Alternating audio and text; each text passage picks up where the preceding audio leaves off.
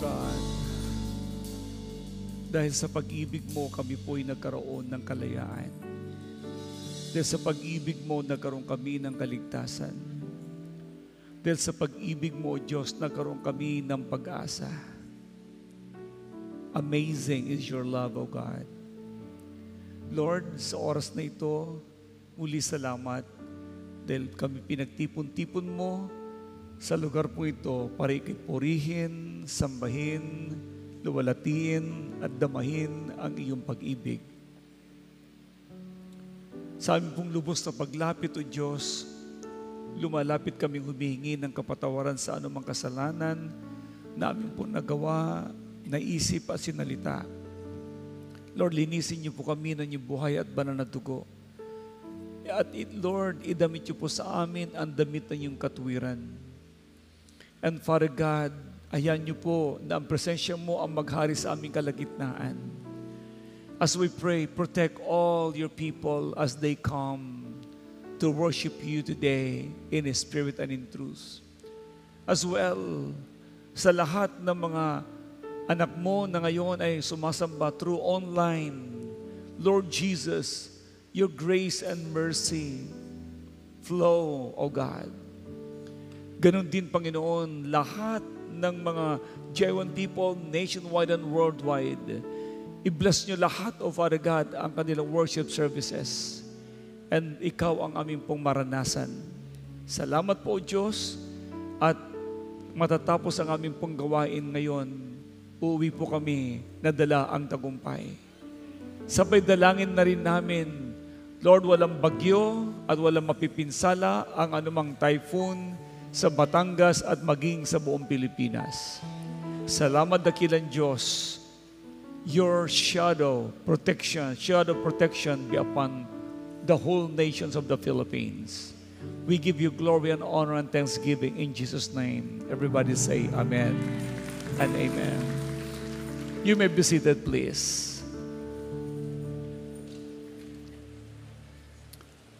Let's declare Luke 4:18 and 19. The Spirit of the Lord is upon me because He has anointed me to preach the gospel to the poor.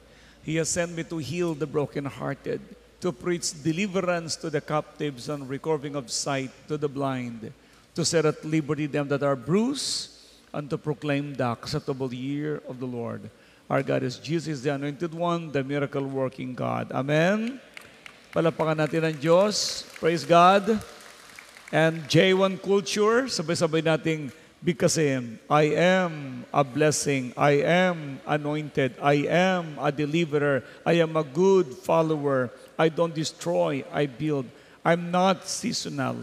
I appreciate everyone, everything. I am part of something big. I'm in partnership with Christ and I'm not extreme. J1 Culture. Good morning. Praise God. Thank you so much sa inyo po mga prayers. Sa 3 linggo po, nawala po ang inyo pong lingkod at inyong mamilin. Nagaling po kami ng Amsterdam sa Netherlands, as well sa UK at sa Italy. Ang Diyos ay napakabuti. Napakarami niyang pinakitang milagro muli. Marami siyang taong pinalaya, pinagaling. Okay, and ang Diyos ay mabuti. By the way, ang oras na to ay meron po magte-testify. Ako po'y natutuwa dahil bago po kami lumipad, papunta po sa ibang bansa, kami lang pong mag-asawin nagpagupit kay Sister Divine. Ngayon,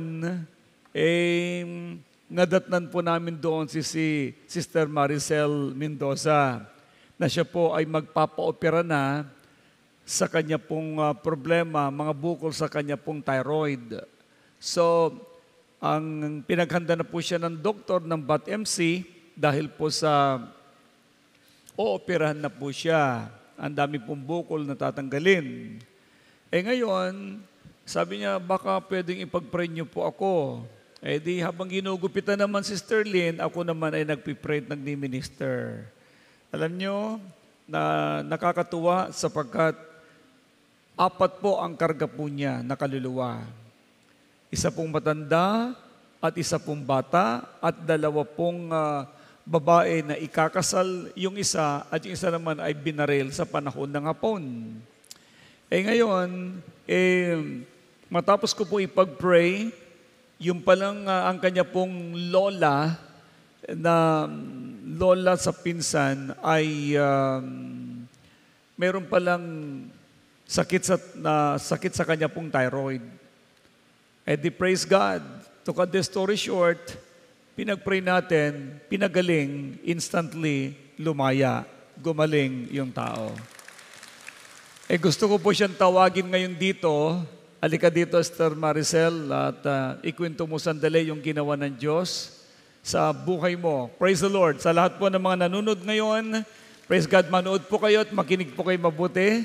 Halika, anak. Dala-dala po niya yung pong kanya pong, ano bang tawag po dyan? Plastic bag. Okay, Sir Maricel, magpakilala ka sandali sa kanila.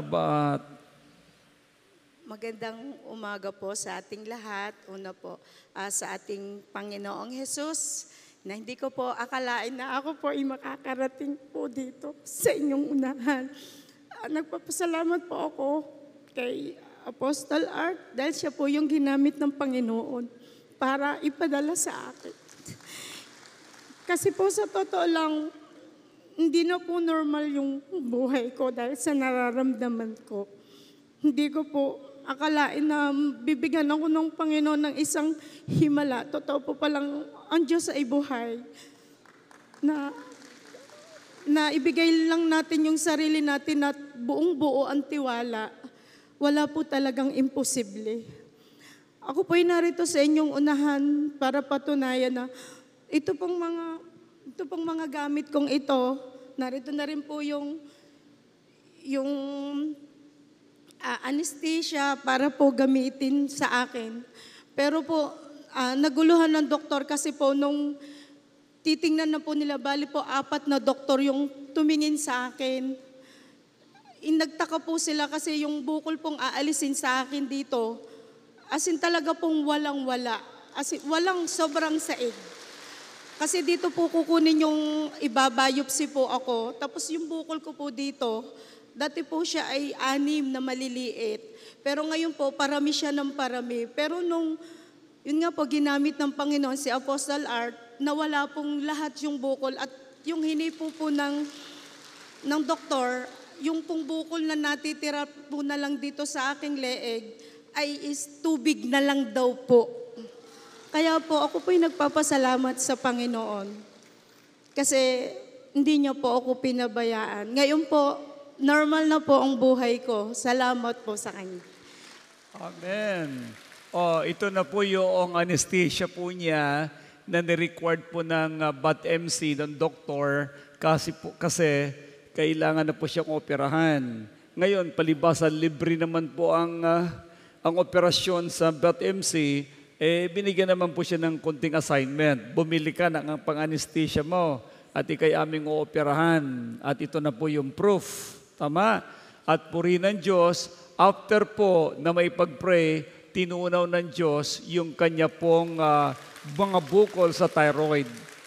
At praise the Lord, dineclare ng doktor, hindi ka na ooperahan at ikaw ay pinagaling na. Praise God. Kaya dala-dala po niya lahat yung mga examination po ng kanya pong medical at sa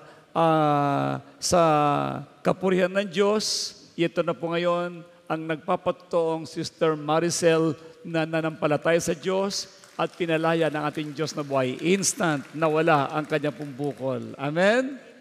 Okay. Saan ka nakakita sa liit niyang are? 4 ang kargang kaluluwa. Okay? Isang matanda na kanya pong lulahin, na nag-alaga din sa kanya, at yung pala siya yung may thyroid, ay isa pong babae naman na binaril sa panahon ng hapon na saan ba yun? Taga-Samar ba?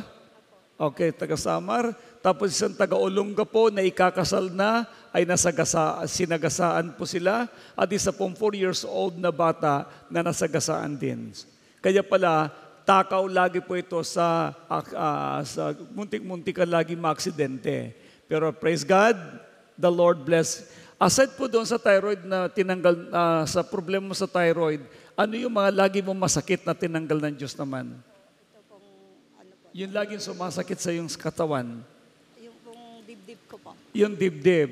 Yung kasi nagmanifest sa kanya yung pagkakabaril doon po sa isa pong babae na binaril po sa dibdib. Yun, kaya yun ang nararamdaman niya. Kaya sa lahat po ng mga narito at maging sa lahat ng mga nanunod ngayon, tandaan po ninyo, ano man ang sakit karamdaman ninyo, manalig lang po sa ating Diyos na buhay, siya po ay manggagamot, nagpapagaling. Praise God! At kapag kayo po nakakakita ng mga multo o kaluluwa, ay magpa-minister kayo kaagad sa mga J1 people at kayo po ay palalayain ng ating Diyos na buhay. Amen? Praise God. Sa church po ng J1, yung mga kaluluwa na na-encounter po natin, yan po ay pwede pa po maligtas. Pero yan po ay may daladalang sakit karamdaman sa tao na kanila pong napapasukan.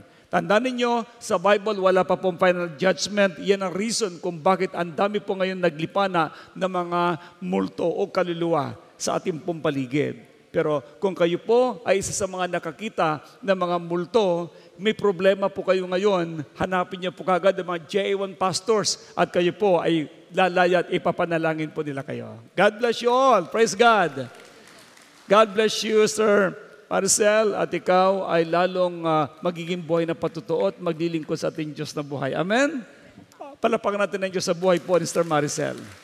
Dandaan ka lang sa paghakbang mo. Amen. Praise the Lord. Ang sarap pong pakinggan ang mga ganyang patutuo. At yun nga, gagagaling ko lang po sa lugar po ng UK at napakarami po kaming mga pinag-pray po doon na pinalaya ng ating Diyos. Okay? At kung ipagpapatuto ko po lahat yun, mauubos po yung aking pong oras. Pero ang Diyos ay nagpapatutuo na rin. Pinapatunayan niya lagi ang kanyang kapangyarihan sa lahat ng taong nananalig po sa Kanya. Alright. Ang ating pong topic ngayon is about love is the foundation. Yan, love is the foundation. Pero bago po yun, magkikwento lang po ako sandali. Meron pong isang nagangalang Elias na siya po'y nakatira sa isa pong village na tahimik na ito ay sa pagitan po ng Green Hills at saka ng Oakwood. Sa area na yon ay kilalang kilala si Elias. Tatagalogin ko po dahil English po supposed to be. So, kilalang kilala po ang taong ito. Then siya po'y matanda na ang galing po ng kanya pong kamay sa pagka-curb at ng mga upuan as well ng paggawa ng bahay. Kaya siya kilalang kilala dahil po sa matindi po siyang magmahal sa kanya pong pamilya at kilalang napakaganda ng kanya pong pamilya.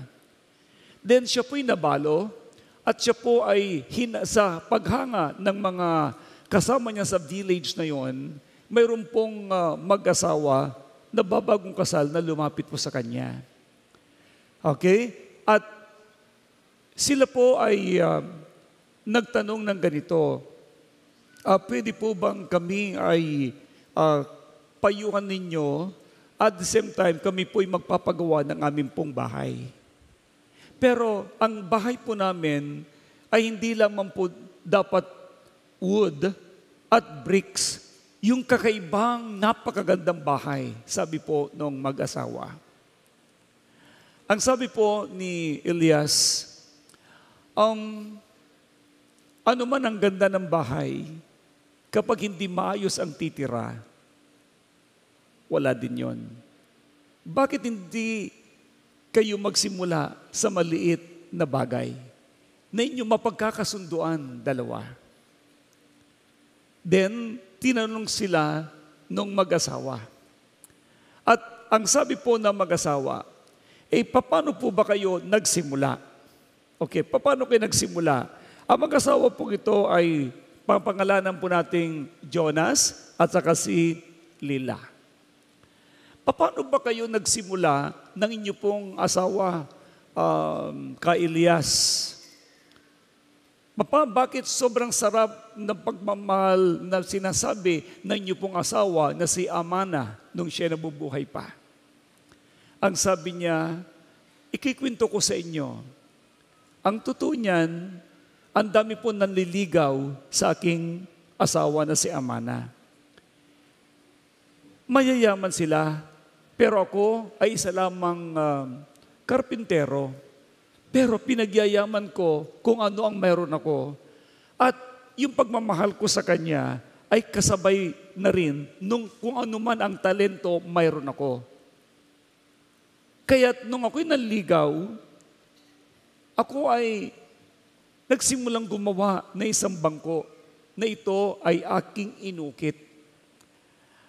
At pagkatapos na habang inuukit ko ito, inilagay ko doon kung ano ang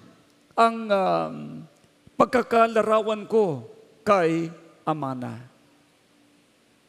Kaya't siya ay nanood at hanggang sa matapos ko ito, siya umupo at doon na po siya nakipagkwentuhan hanggang sa ako na ang kanya pong napansin at hindi na ang mga mayayaman na manliligaw niya. At dahil doon, sa maliit na bangko na yon, na punong-puno ng ukit, doon nagsimula ang aming pong magandang tahanan. Ang sabi po ng dalawa naman, sige po, anong dapat namin gawin? Ang sabi niya, sige, magsimula rin kayo na gumawa ng isang bangko na kayong dalawang umukit at tingnan natin kung paano kayo magsimula bago kayo tumira sa magandang tahanan. At nagsimula sila, kumuha sila ng oak wood at ito po ay kanila pong pinantay, pinaganda at pagkataon silang dalawa ang siyang umuukit.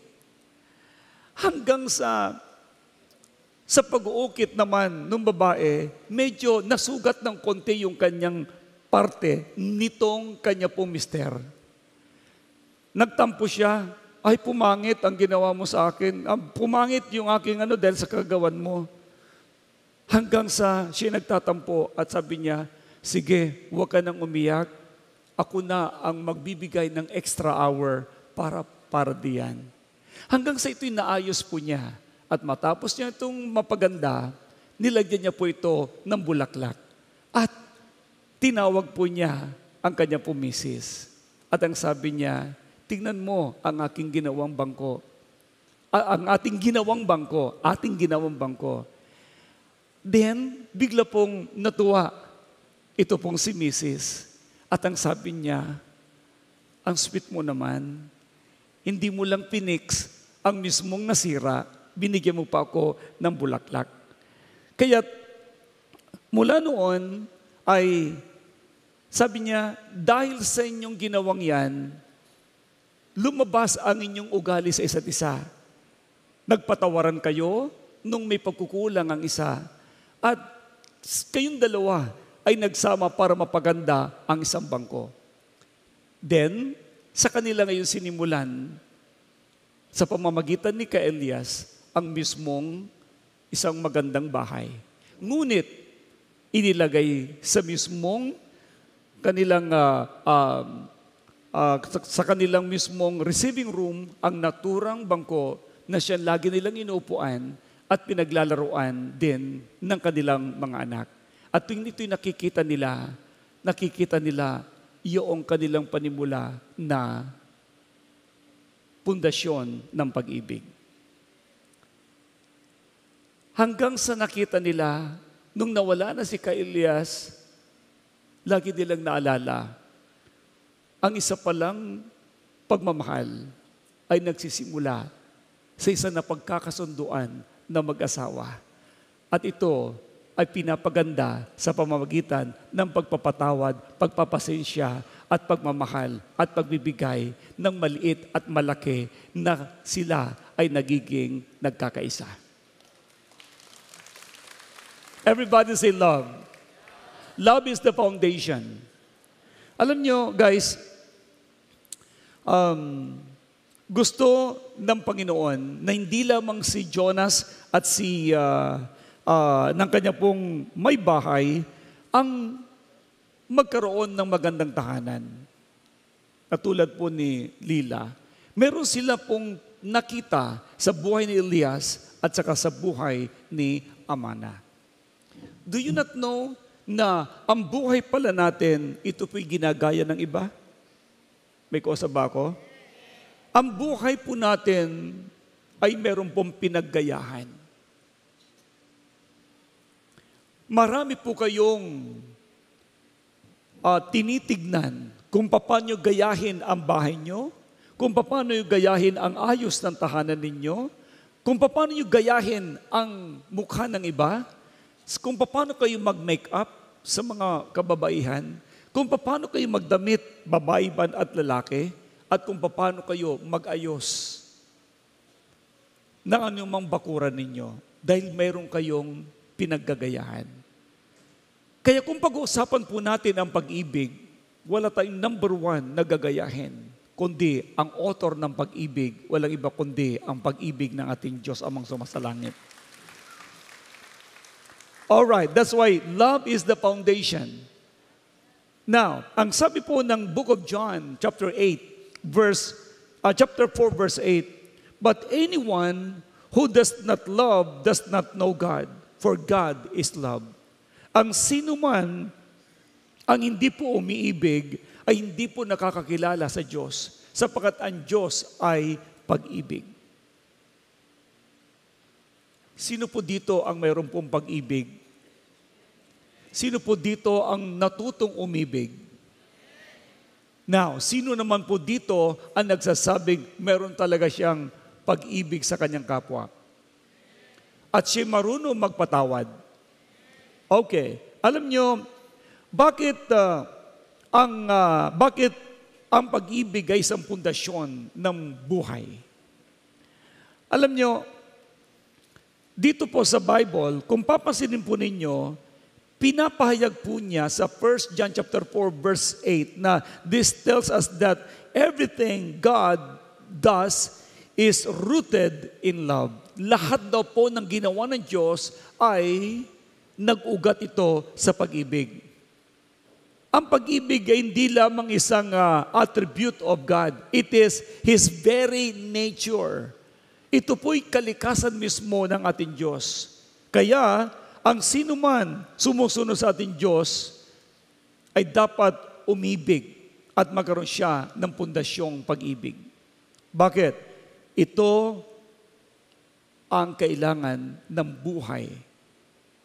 Hindi kailanman sasaya ang buhay na walang pag-ibig na kasali sa Kanya. That's why maging yan man ay sa pamilya, maging yan man ay sa ministry, maging yan man ay sa relationship ng magkakaibigan, there must be love. Yan man ay sa pagiging guro, yan ay pagiging isang anumang profession meron ka, there must be accompanied by love. Okay? Kaya sa Bible, sa book of 1 Corinthians chapter 13, verse 1 up to 3, kung babasahin po natin yon, okay, kung titingnan po natin, yung word doon na makapagsalita man ako ng mga wika ng mga tao at ng mga anghel, kung wala naman akong pag-ibig, para lamang akong kampanang umalingaw-ngaw o pumpyang na tumataginting o kayo may kumakalampang.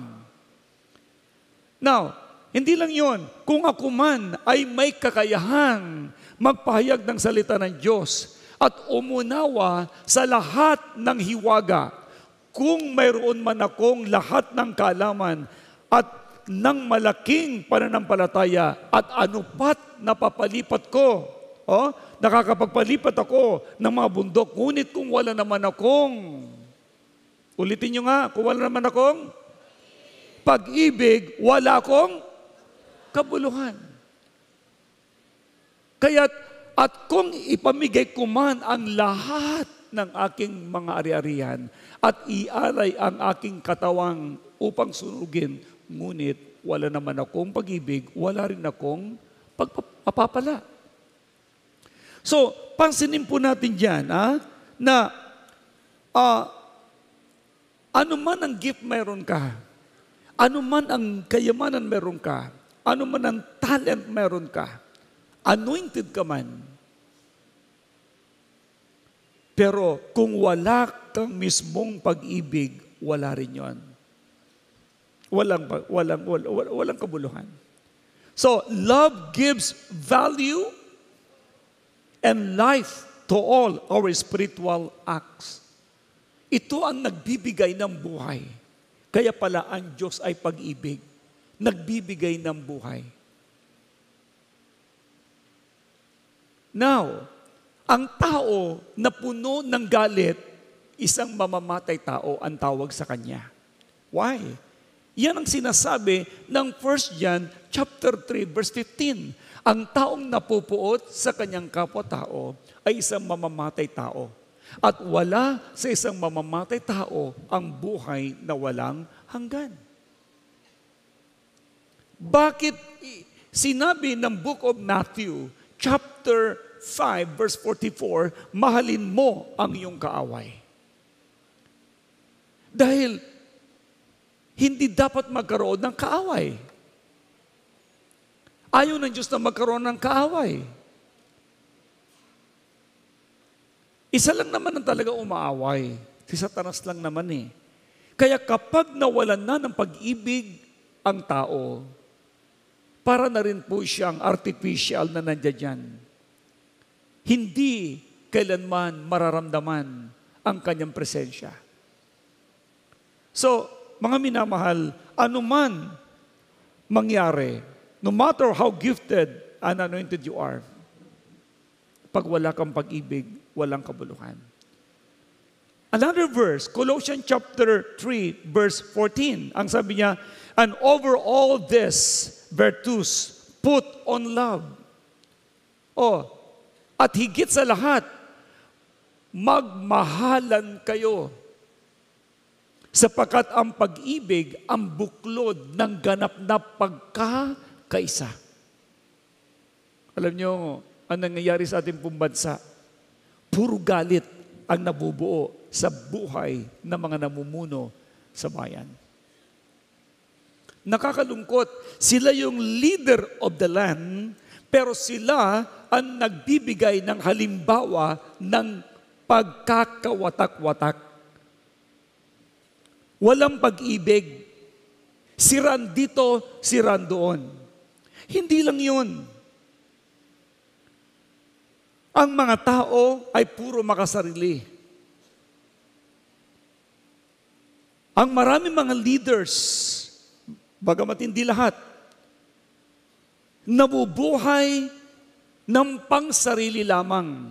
Hindi kailanman nag-iisip na sila pinapanood ng milyong-milyong katao na pwede po silang gayahin. Nagulat nga ako eh. May mga leaders na palamura. Ano ngayon ang nangyayari? Nagmumura na rin ang mga bata. Sila ay likas na sa kanila ang mag-PUTA. Ganun ba ang mga leaders? Alam nyo, hinahangaan ko po ang ating pong presidente. Hindi nagbibitaw ng pangit na salita. Alam nyo ba kung bakit? Ito yung nakita ko kay Mahatma Gandhi. Isa pong leader ng isang malaking bansa. Ito po ay sa India. Ano ang sabi nga niya? Only the strong person forgive. Kung ikaw pala ay isa pong strong na tao, ikaw ay isang mapagpatawad. Ngunit kapag ikaw ay hindi marunong magpatawad, you are very weak. Kaya ang isang tao na marunong magbigay, magpatawad, that is the strong person. I have a question. Ikaw ba'y marunong magpatawad? So you're strong. Pero kapag nanatili pa rin sa puso mo ang galit at puot at hinanakit, hindi ka nagpapatawad, you are very weak person. Kaya please, ano man nakapapanood nyo sa media, galit dito, galit doon. Hindi kayo kasali, mga anak ng Diyos. Ika'y anak ng Diyos, ika'y mabubuhay ng may magandang patotoo, puno ng pag-ibig sa kapwa, at hindi kailanman naninira. That's why love is the glue that holds everything together. Higit pa po yan sa mismong paste o yung glue para magdikit-dikit. Ang pwede lamang talaga na pag-isahin ang tao, ang pag-ibig na mayroon sila. Paano yan? Hindi naman sila nagpapatawad, etc. Alam nyo, mayroon din tawag na law of the land. Mayroong law of God. Ang law of the land, galing po yan sa Biblia. Kaya ang sabi ng Romans chapter 13, beginning verse 1 up to 8, ang mga nasa pamunuan, sila'y mga lingkod ng Diyos. At meron pong silang sinusunod na batas na kailangan i-implement. Pag mali, ay mali. Pag tama, ay tama. Now, ginagawa po nila ang mali na tama. At ang tama ay ginagawang mali. Hindi pwede po yun. Ang batas ay batas at yon ang maninindigan. Pag sinuway mo ang batas, ikaw ay parurusahan. Now, ang forgiveness will be there. But you will serve the consequences once you disobey the law. Now, do you not know na ang punishment must be with love? At kapag tinanggap naman ng tao ang kanyang pagkakamali, madali po siyang patawarin. Bakit? Ang pagpapatawad po ay pag-ibig. Ngunit hindi pwedeng patawarin ang taong hindi tumatanggap ng pagkakamali. May kausap pa ba ako dito? Now, kaya ito po yung pinaka-basic para walang awayan sa gobyerno o walang awayan sa pamilya. Ito ang sabi ng Book of Matthew, chapter 22, verse 37 to 40. Mahalin mo ang Diyos ng buong puso, ng buong isip, buong lakas, at buong kaluluwa. At mahalin mo ang kapwa mo tulad ng pagmamahal mo sa iyong sarili. May kausa pa ba ako dito? So ito yung pag-ibig na siya talagang magbibigay ng pagkakaisa ng watak-watak na relasyon. Now, every law and every teaching in Scripture is rooted in the love for God. So in love for God and for others, in our lives are not built on love, we miss the entire point of the Bible. Kaya kung tayo pinabubuhay na walang pag-ibig, mamimiss natin ang mismong katuruan ng Biblia. Salamat! Ngayon, ang eskwelahan, ang public, nire-required na ngayon na magbasa na ang mga kabataan ng Biblia. At yan ang simula ng revival ng ating minamahal na bansa.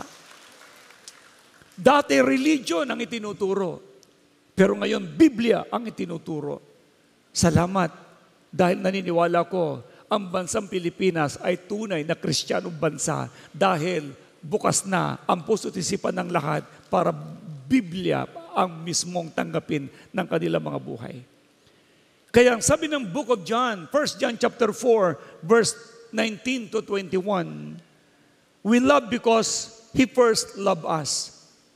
Nagmamahal tayo dahil siya ang unang umibig sa atin. Ang sino mang umiibig sa kanyang kapatid,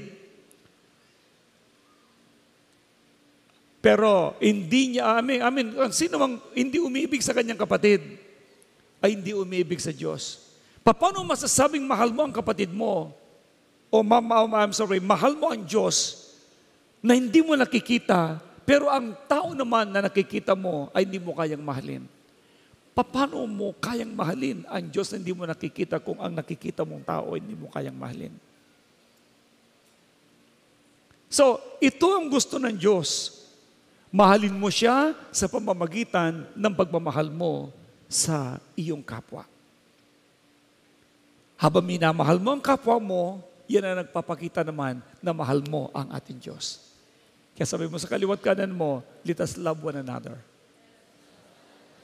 Magmahalan tayo. Now, John chapter 13, verse 34 to 35, ang sabi nga niya doon, a new command I give you. Tandaan nyo ha, new command I give you. Love one another. Say it again. Lakasan ninyo. See? Love one another as I have loved you.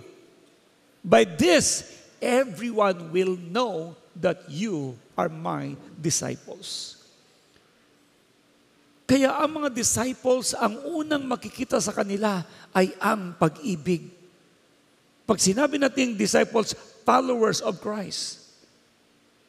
Kaya ang katuruan doon, the true mark of discipleship is love. Ang tunay na mismong tatak ng pagiging disipulo ay pag-ibig. Alam nyo, ang kapangyarihan ng mga milagro or kaalaman are gifts of the Holy Spirit. But love is the main point. Pag-ibig ang pinakadakila sa lahat. People know we follow Jesus by the way we love. Malalaman na maraming tao na tayo po'y umiibig sa Diyos sa pamamagitan ng ating pong pag-ibig. Now, I'll give you some illustration. Bakit may mga ilustrasyon sa Bible why we have to follow? Una, si Jesus Christ. The ultimate example po dito, si Jesus Christ. Sa Bible, may kita nyo na, ang ministry ni Jesus Christ ay grounded sa pag-ibig. Pinersecute siya, hindi siya gumante. Lahat ng mga taong lumapit sa Kanya, hindi niya ito itinaboy, minahal niya. Why? He healed the sick. Pinagaling niya ang mga may sakit because He had compassion. Sabi ng Mark chapter 1, verse 41, punong-puno ng habag, ito ang ating Panginoon Jesucristo. Kaya pinagagaling niya ang mga may sakit. Nahabag siya sa isang ketongin. Pinagaling niya ito. Yun po ang great example ng pag-ibig. Another thing, pangalawang example, He died on the cross. Okay? He died on the cross. He forgave sinners. Nagpatawad siya sa mga makasalanan. Tapos namatay pa siya sa krus ng Kalbaryo. Ibinigay niya ang kanyang buhay sa ating Panginoon. Ibinigay niya ang kanyang buhay para sa iyo at sa akin. Ibinigay ng Panginoon ang kanyang buhay para sa iyo at para sa akin. Amen. So, dito mo makikita yung pinaka-ultimate example ng pag-ibig. Question. Paano ka tumutulong sa kapwa mo? Paano ka nahahabag sa kapwa mo? Paano ka nagkakaroon ng compassion kung bakit kailangan mong madala ang tao kay Kristo? Hindi kailanman maliligtas ang tao na hindi niya nakikilala si Jesus. Ngunit, kaya hindi sila makikilala kapag hindi mo ito pinapakilala. Do you not know that once you share the words of God to other people, then that's the time they will feel na mahal sila ng Diyos dahil mahal mo sila? Kaya kung ibinigay ni Jesus Christ ang kanyang buhay para sa atin, yan po ang ultimate example. That's why in John 15 verse 13 says, greater love has no one than this, to lay down one's life for one's friends. Ibinigay niya ang kanyang buhay para sa kanya pong kaibigan.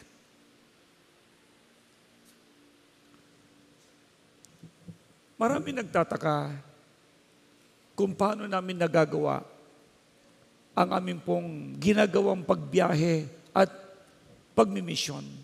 Then nakakapagod talaga. You know what? Ang nasa puso at isipan lang namin mag-asawa, makalaya ang maraming tao, maabot namin sila, maturuan namin sila, maminister namin sila. At yon ang pinakamahalaga sa buhay namin. Yung abutin ang napakaraming tao.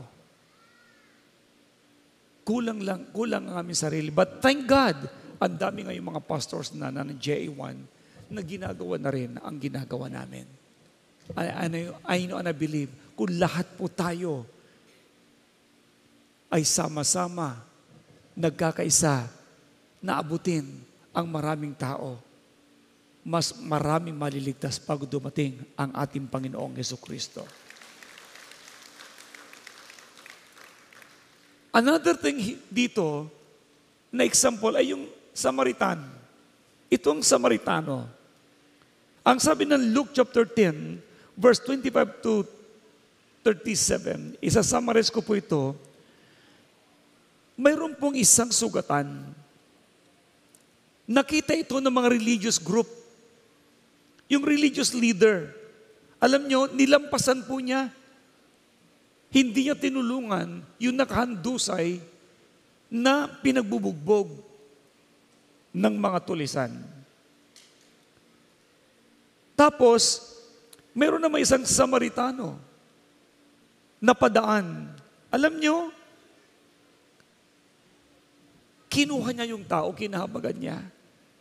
Dinala niya ito sa isang pahingaan at ito'y ginamot niya doon at nagbigay pa ng pera sa mismong mangangalaga sa kanya. At ang sabi niya, kung kulang itong perang ito, pagbalik ko, babayaran kita.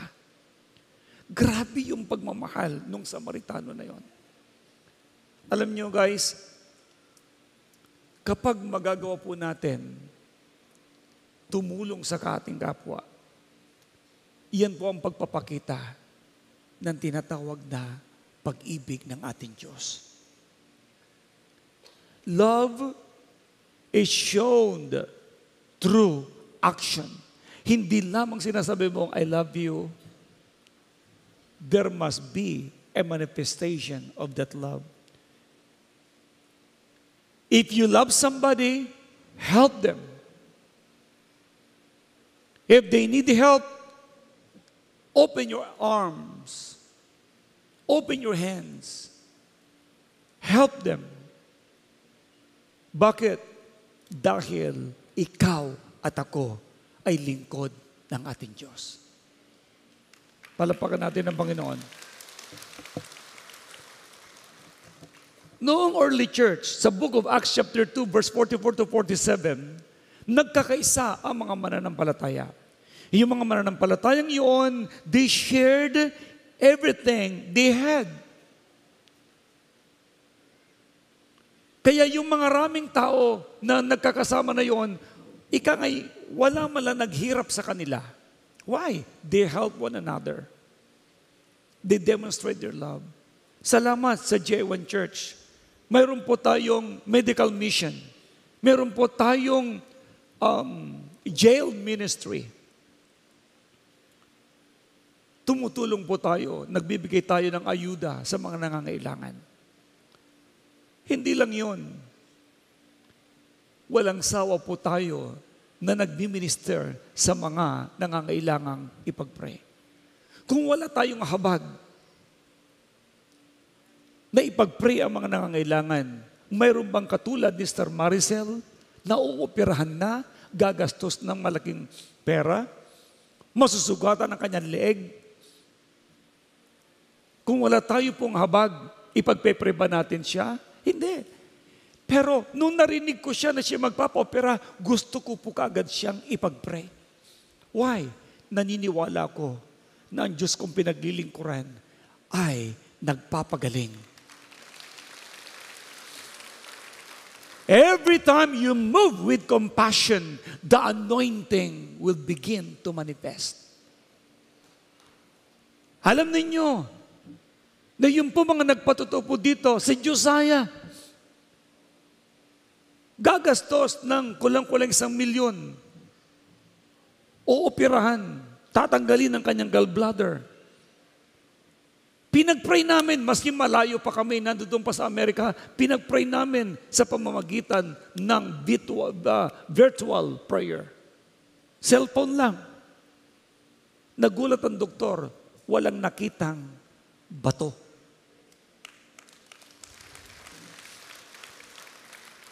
Samantalang nakita sa ultrasound, ang daming bato. Kaya sabi, tatanggalin ang kanyang mismong abdo. Kaya siya nagpa-ultrasound ulit. Matapos ipag-pray po dito sa office, sa Manila at maging sa Lipa, wala ni katiting na nakitang sakit, karamdaman o bato sa kanyang abdo. Why? Every time you pray for people, there must be compassion. Kapag compassionate ka, the Lord will anoint you. Akala nyo, ang inyong apostle, bishop Art lang, ang nakakagawa nito? No! Ikaw at ako ay anointed ng Diyos na buhay. Ang taong puno ng pag-ibig, may anointing. Sabi mo sa katabi mo, you are anointed. You are anointed. You have power. Okay? Now, paano po natin ito gagawin? Alam nyo, when love is the foundation of a church, unity, generosity, and miracles follow. Kapag tayo po ay nagkakaisa, puno-puno tayo ng pag-ibig. Tulad sa JA1, nagkakaisa tayo, punong-puno tayo ng pag-ibig. Oh, ano nangyari? Naging mapagbigay tayo. Kaya naman nagiging masagana ang mga JA1 people. Hindi lamang yun, nagpo-flow ang miracles. Kaya I want you to understand this. God who can see your heart na puno ka ng pag-ibig, ang Diyos, ibubuhos niya lagi ang pagpapala sa buhay mo.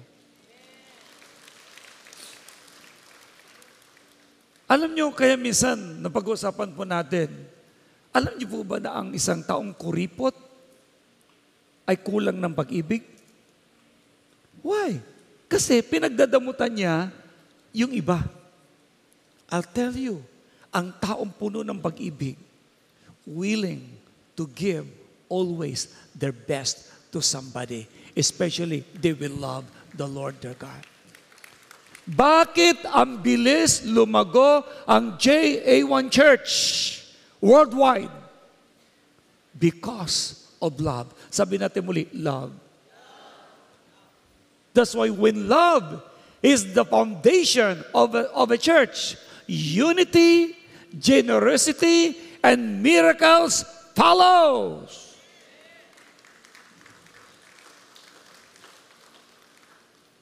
Kaya, grabe, tingnan po ninyo ang ating pong church building.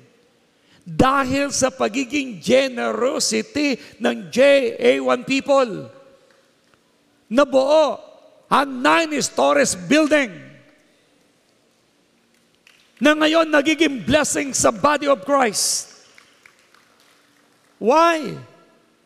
The more people they give, the more they receive, the more they prosper, the more God prospered them.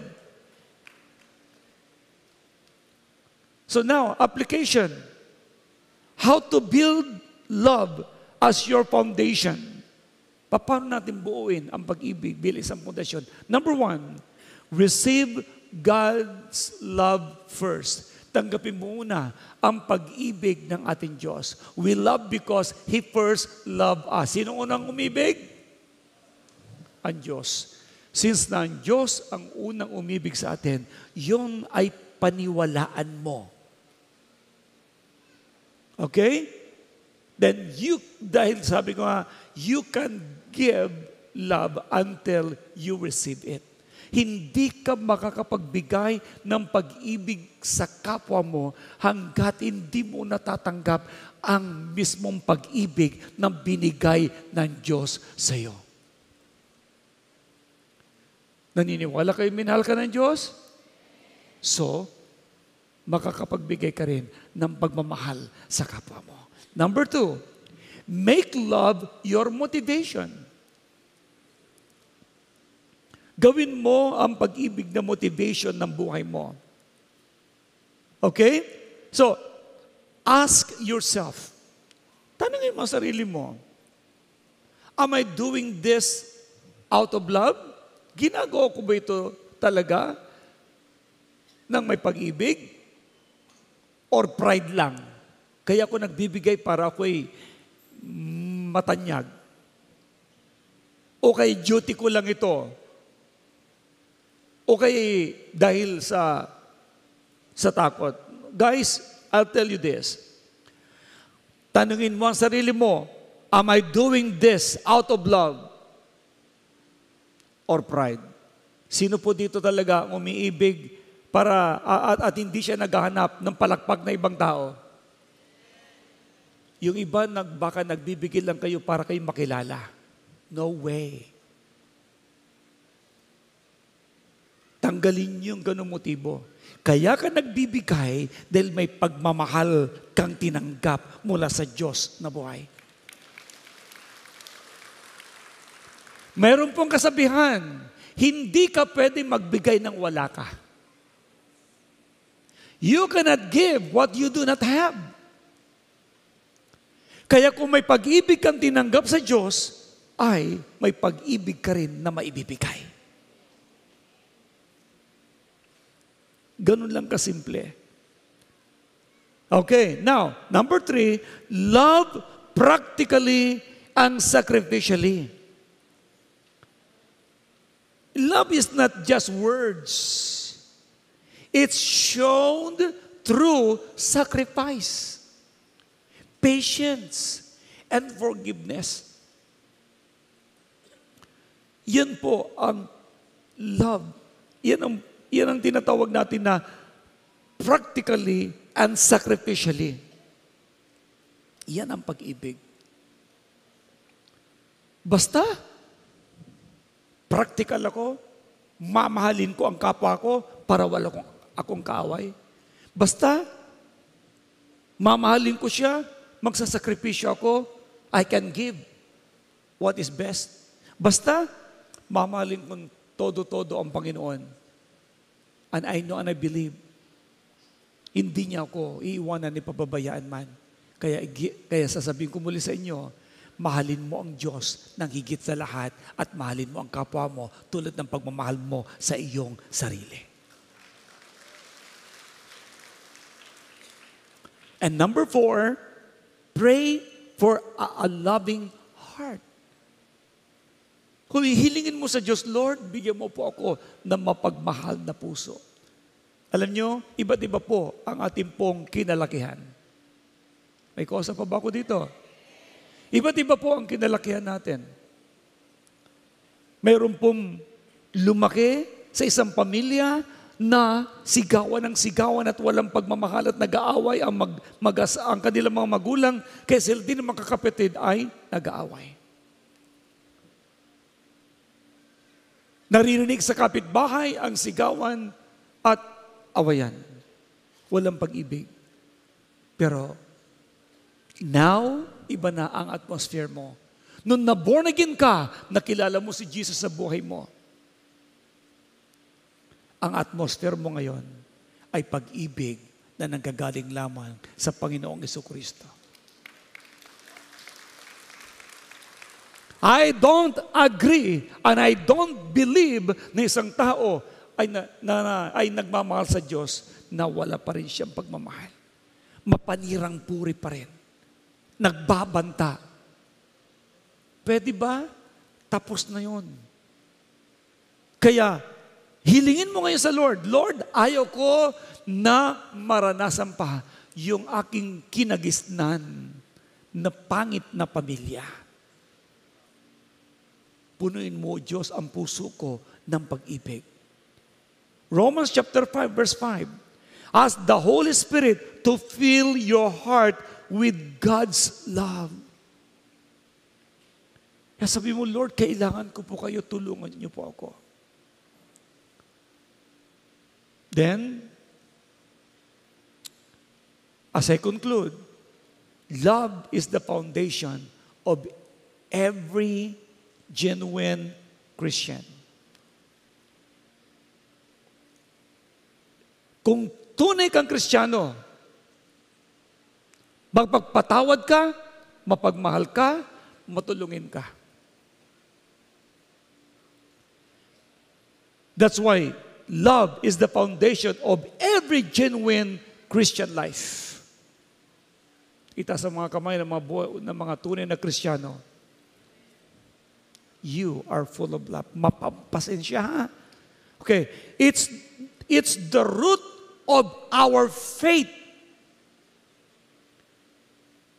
Kaya ka umiibig, may pananampalataya ka na mahal ka ng Diyos at iibigin ka rin ng kapwa mo. Nananampalataya ka na magiging masaya ang buhay mo dahil sa may pag-ibig ka. The purpose of our service and the fruit of true discipleship. Yun po ang bunga ng tunay na pagiging disipulo ng ating Panginoon. Kaya without love, we build on sand. Kung wala kang pag-ibig, para ka lamang nagtayo ng bahay mo sa buhanginan. So with love, we build on Christ Himself, who is the rock of our salvation. Palapakan natin ang Panginoon.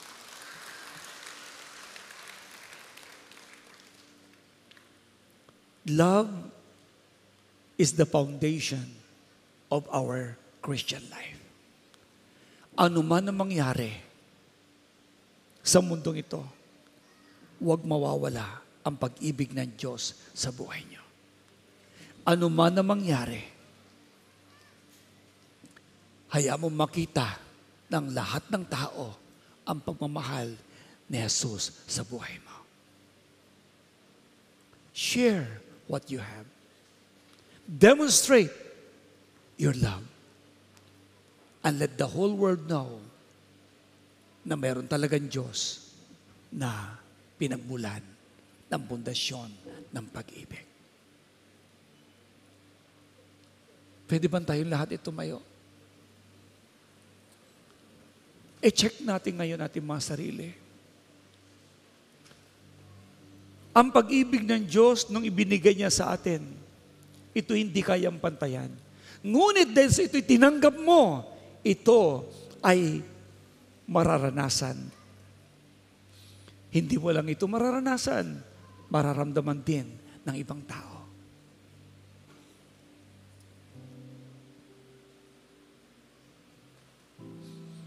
Kung mayroon kang maalala na umaway sa iyo kahapon, umaway sa iyo sa nakarang mga araw, patawarin mo na. Hayaan mo na ang puso mo ay mabalot lang ng pag-ibig. And I tell you, magiging napakasaya ang buhay mo. That's why you need to do it intentionally to love people and forgive those people who sin against you. Shall we sing that song to the Lord, God? Lord, pag-ibig mo, Diyos, di mapapantayan. Shall we sing this song?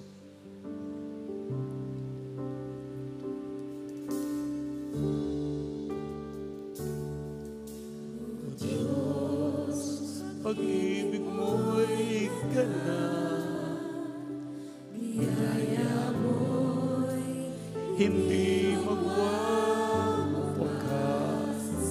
patnubay mo'y kalakasang wagas, kagalakay hindi kukupas, pag-ibig mo, Diyos, di mapapantay.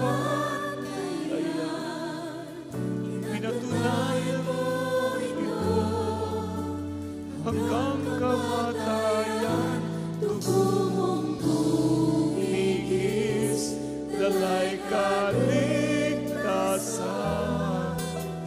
Nakamtan namin ang buhay na walang hanggan.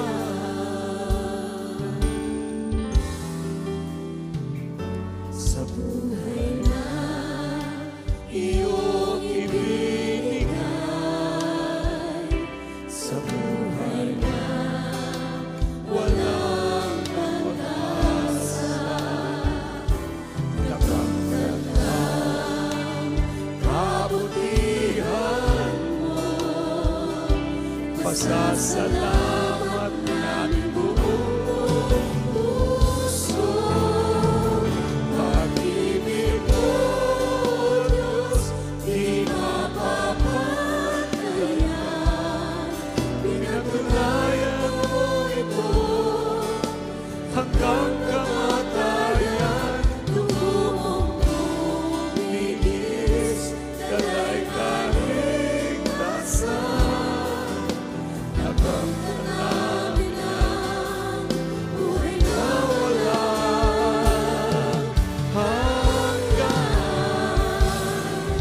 Sadyang kabiyak ang pag-ibig mo, walang hanggan akong magpupuri sa'yo.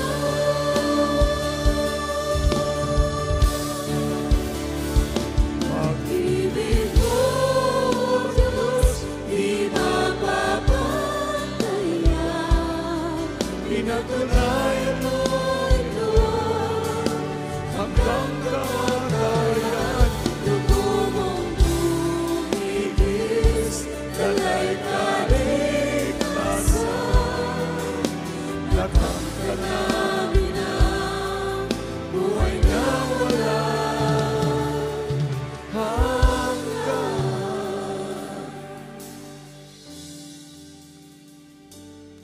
Kung pinatunayan ng Diyos ang kanyang pag-ibig sa iyo at sa akin, patunayan mo din ito sa Kanya na mahal mo siya sa pamamagitan ng pagmamahal natin sa ating kapwa. Hayaan mo na lahat ng gagawin mo ay gagawin mo na may pag-ibig. Ano man ang sitwasyon ng buhay, always do everything with love. 1 Corinthians 16, verse 14. Let all that you do be done in love. Yumuko tayo sandali at pumikit. Ano ang nagawa mo kahapon sa nagdaang araw bilang isang born-again Christian? Ikaw ba ay nakasakit ng damdamin ng kapwa mo? Ihingi mo yan ng tawad at huwag mo na uling uulitin. Baka naging husgador ka ng kapwa mo. Nawawala na ang foundation ng buhay Kristiyano mo. Magpatawad lagi ang gusto ng Diyos. Hindi perpekto ang taong nakakausap mo. Madaling magkamali. Ngunit sa pamamagitan ng pag-ibig mo at pagpapatawad, ito ay magbibigay ng kagalingan ng anumang puso mong sugatan at pusong sugatan ng kapwa mo. Patawarin mo sila at humingi ka rin ng tawad kung ikaw ang nakasakit. Dahil ni-remind ka ng Diyos ngayon ang foundation ng pagiging disipulo mo at pagiging disipulo ni Kristo ay pag-ibig lang. Pag-ibig na maayos magsalita, hindi nanghuhusga ng kapwa, hindi sumasali sa anumang rebeldeng grupo. Instead, puno ka ng pag-ibig Dahil yan ang pundasyon na binigay ng Panginoong Jesucristo. Yan ang pag-ibig na hindi kayang pantayan. At yamang tinanggap mo ang pag-ibig na yan, ayan mo na ito'y makita ng maraming tao. At minsan pa sabihin mo, ibigin ka, O Diyos, ng buong puso, buong isip at buong kaluluwa. Dahil hindi kayang pantayan ang pag-ibig niya. Pag-ibig mo, Diyos.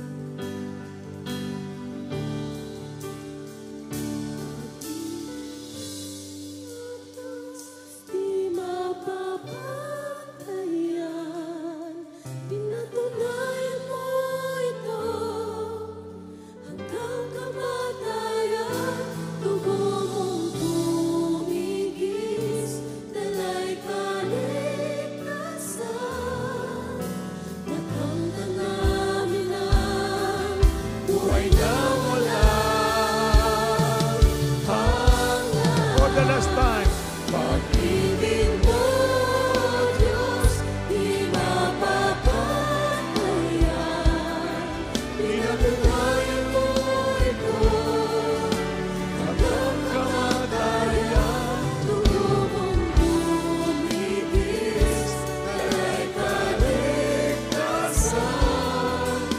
Nakamtan namin ang buhay na walang